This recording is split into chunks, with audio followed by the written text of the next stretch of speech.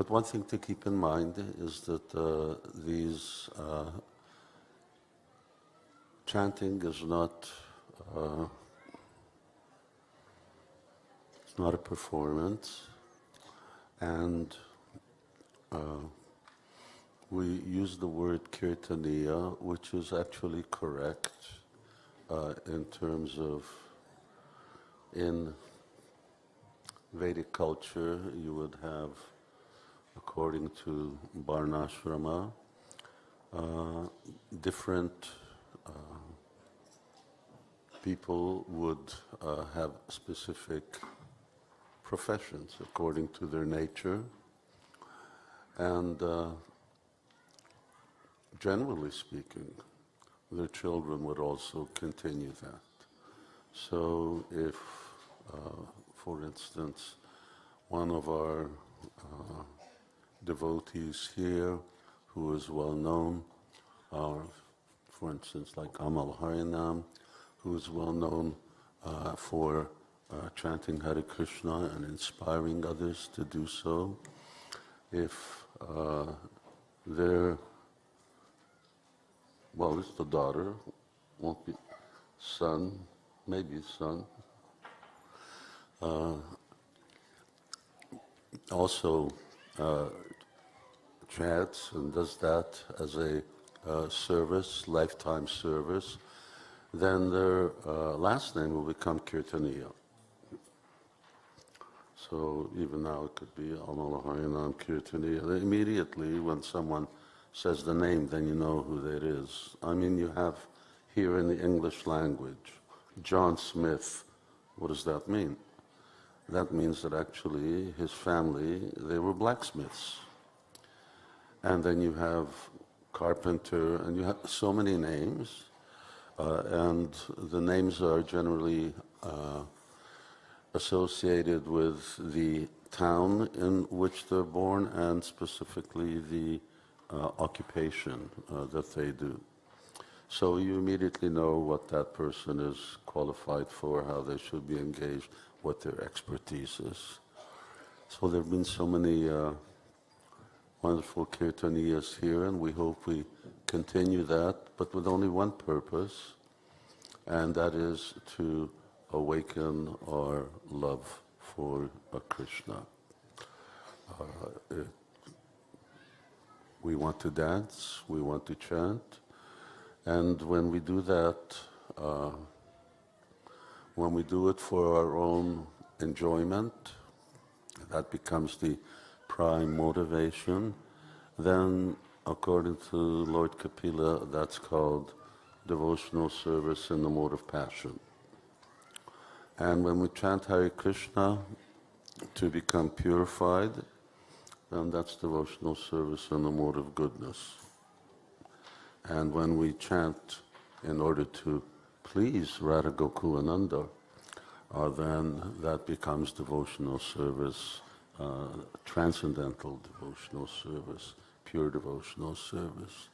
Anyabhilasita shunyam jnana karma dhyanavritam anukulyena Krishna anushilanam bhaktir uttama. Chanting Hare Krishna goes hand in hand with reading Srila Prabhupada's books.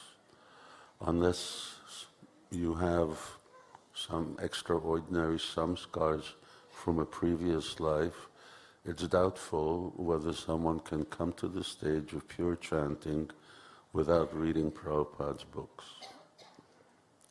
So these are the two things that Srila Prabhupada did. He traveled the world and got everyone to chant Hare Krishna, and he wrote these books and presented them. It was his mission. Srimad Bhagavatam specifically was his mission. So keep that in mind, that chanting on its own is sufficient, but then you have to already be chanting without offense, or better yet, purely. But as Srila Prabhupada writes in Chaitanya Charitamrita, and Prabhupada's being very generous there, where he says, since most of our students don't chant purely. So, and there he's talking in terms of prayaschita or even the need for initiation. Technically speaking, if someone chants Hare Krishna, that's all that's required. But we don't chant Hare Krishna without offense. We don't chant purely. So in order to do so, we perform other types of devotional activities, such as the worship of deities and so on. And that's in order to actually facilitate our pure chanting of the holy name. It's a very great science. The mantra is very easy. It's in one sense very easy to recite, but you shouldn't be fooled. It in itself is a very deep science how to enter into the real truths of the holy name. Earlier on, His Holiness Indraduma Swami Maharaj was speaking about Harinam Chintamani. Well, that's one book that deals with Harinam Chintamani, Namas Chintamani Nityas. So the touchstone of the holy name.